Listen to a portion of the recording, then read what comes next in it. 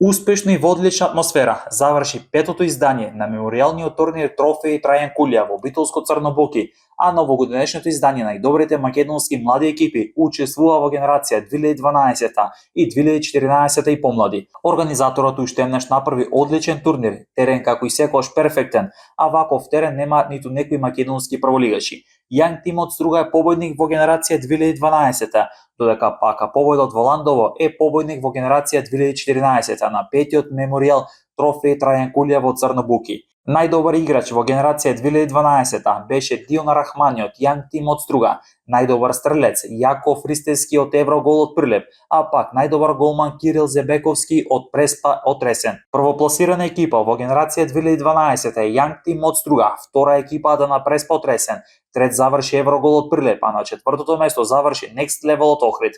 Во генерација 2014 најдобар играч е Христијан Ѓорѓевиќ од Победа во Ландово, најдобар стрелец е Филип Дучков од Победа во Ландово, а пак најдобар голман е Адем Алиевски од Талент од Битола.